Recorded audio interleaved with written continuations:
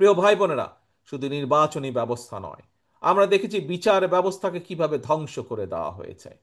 আমরা দেখেছি সেই সময় কিভাবে আইন শৃঙ্খলা বাহিনীকে রাজনীতিকরণ করার মাধ্যমে আইন শৃঙ্খলা বাহিনীকে ধ্বংস করে দেওয়া হয়েছিল।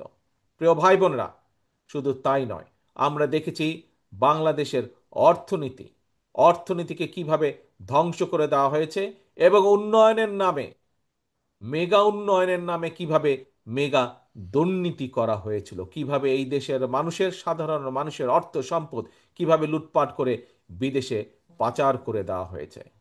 প্রিয় ভাই বোনেরা, জুলাই আগস্ট মাসে আমরা দেখেছি জনগণ যখন এই সকল রাজনৈতিক দলগুলোর আন্দোলনে শরিক হয়েছে, জনগণ যখন মা বোন থেকে শুরু করে রিক্সা চালক, সিএনজি চালক, মুদি দোকান কর্মচারী, ছোট ব্যবসায়ী, শিক্ষক, উকিল, ডাক্তার, সর্বস্তরের সর্বশ্রেণী পেশার মানুষ যখন এই রাজনৈতিক দলগুলোর দাবির প্রতি একত্বতা ঘোষণা করে, আমরা দেখেছি কিভাবে রাজপথে নেমে এসেছিলেন।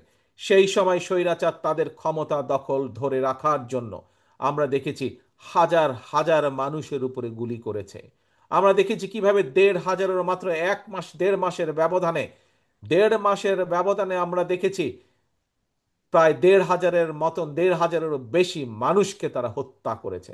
আমরা দেখেছি কিভাবে ৩০,০০০-এরও বেশি মানুষকে তারা কিভাবে নির্যাতন করেছে, কিভাবে ৩০,০০০-এরও বেশি মানুষ পঙ্গুত্ব বরণ করেছে।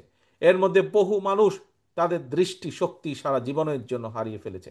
আমরা দেখি যে এর মধ্যে বহু মানুষ, কারো পা নষ্ট হয়ে গিয়েছে, কারো হাত নষ্ট হয়ে গেছে, বিভিন্নভাবে ক্ষতিগ্রস্ত হয়েছে। প্রিয় ভাই বোনেরা, তবে বাংলাদেশের মানুষের সর্বাত্মক চেষ্টায়, সহযোগিতায় আলহামদুলিল্লাহ, আল্লাহর রহমতে আমরা সফল হয়েছি। আমরা এই দেশ থেকে স্বৈরাচারকে বিতাড়িত করতে সক্ষম হয়েছি। প্রিয় ভাই বোনেরা, এখন স্বৈরাচার বিতাড়িত হয়েছে। আমরা কি চেয়েছিলাম? আমরা চেয়েছিলাম স্বৈরাচারের বিরুদ্ধে আন্দোলনের অন্যতম মূল লক্ষ্য ছিল আমাদের জনগণের রাজনৈতিক অধিকার প্রতিষ্ঠিত করা।